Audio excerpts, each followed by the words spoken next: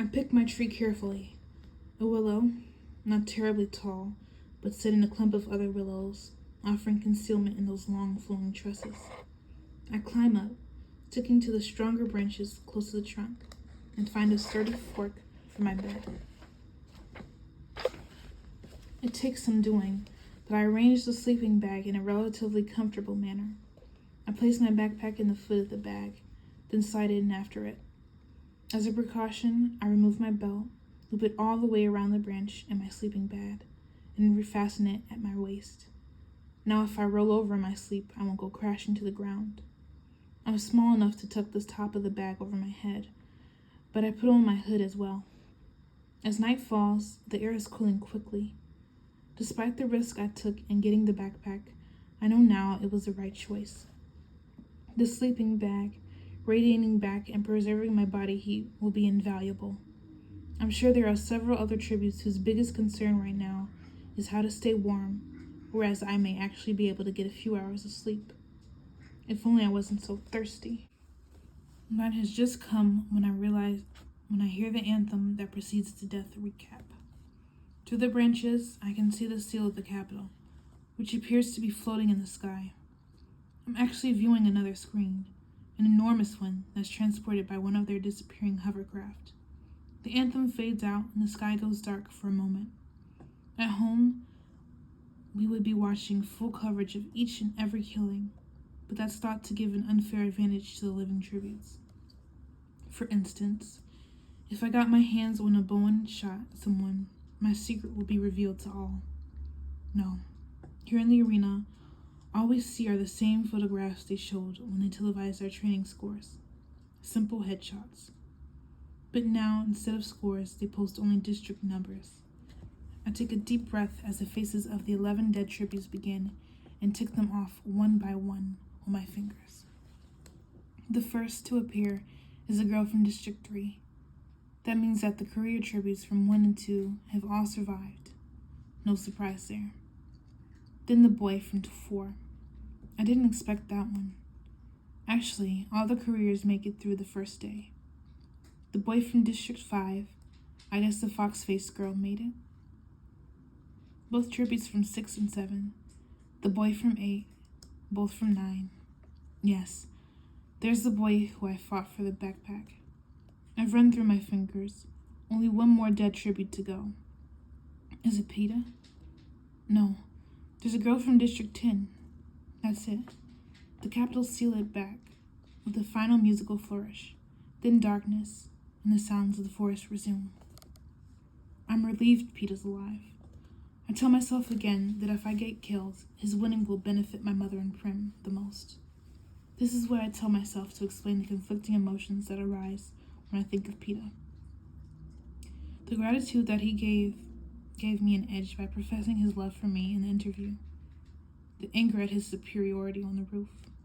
The dread that we may come face to face at any moment in this arena. 11 dead, but none from District 12. I try to work out who is left. 5 career tributes, Foxface, Thresh, and Rue. Rue. So she made it through the first day after all. I can't help feeling glad. That makes 10 of us. The other 3 I'll figure out tomorrow. Now when it's dark and I have traveled far, and I'm nestled high in this tree, now I must try and rest. I haven't really slept in 2 days, and then there's been the long day's journey into the arena. Slowly, I allow my muscles to relax, my eyes to close. The last thing I think is, it's lucky I don't snore. Snap! The sound of a breaking branch wakes me up. How long have I been asleep? 4 hours? 5? The tip of my nose is icy cold. Snap! Snap! What's going on? This is not the sound of a branch under someone's foot, but the sharp crack of one coming from a tree. Snap! Snap! I judge it to be several hundred yards to my right. Slowly, noiselessly, I turn myself in that direction. For a few minutes, there's nothing but blackness and some scuffling. Then I see a spark, and a small fire begins to bloom. A pair of hands warms over flames, but I can't make out more than that. I have to bite my lips not to scream every foul name I know at the fire starter. What are they thinking? A fire lit just at nightfall would have been one thing. Those who battered the cornucopia with their superior strength and supplies, they couldn't possibly have been near enough to spot the flames then. But now, when they've probably been combing the woods for hours looking for victims, you might as well be waving a flag and shouting, "Come and get me!" And here I am, a stone's throw from the biggest idiot in the games, strapped in a tree, not daring to flee since my general location has just been broadcast to any killer who cares. I mean, I know it's cold out here and everybody has a sleeping bag, but then you grit your teeth and stick it out until dawn. I lie smoldering in my bag for the next couple of hours, really thinking that if I can get out of this tree, I won't have the least problem taking out my known neighbor. My instinct has been to flee, not flight. But obviously this person's a hazard. Stupid people are dangerous. And this one probably doesn't have much in the way of weapons while I've got this excellent knife. The sky is still dark, but I can feel the first signs of dawn approaching. I'm beginning to think meaning the person who chose death, whose death I'm now devising, and we might actually have gone unnoticed. Then I hear it. Several pairs of feet breaking into a run. The fire starter must have dozed off. They're on her before she can escape. I know it's a girl now. I can tell by the pleading, the agonized screams that follow. Then there's laughter and congratulations from several voices. Someone cries out, 12 down and 11 to go, which gets a round of appreciative hoots. So they're fighting in a pack. I'm not really surprised. Often alliances are formed in the early stages of the game. The strong band together to hunt down the weak. Then, when the tension becomes too great, begin to turn on one another. I don't have to wonder too hard who has made this alliance. It'll be the remaining career tributes from Districts 1, 2, and 4. 2 boys and 3 girls. The ones who lunched together. For a moment, I hear them checking the girl for supplies. I can tell by their comments they found nothing good. I wonder if the victim is Rue, but quickly dismiss the thought. She's much too bright to be building a fire like that. Better clear out so they can get the body before it starts drinking.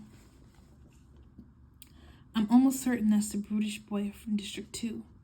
There are murmurs of assent, and then to my horror, I hear the pack heading towards me. They did not know I'm here.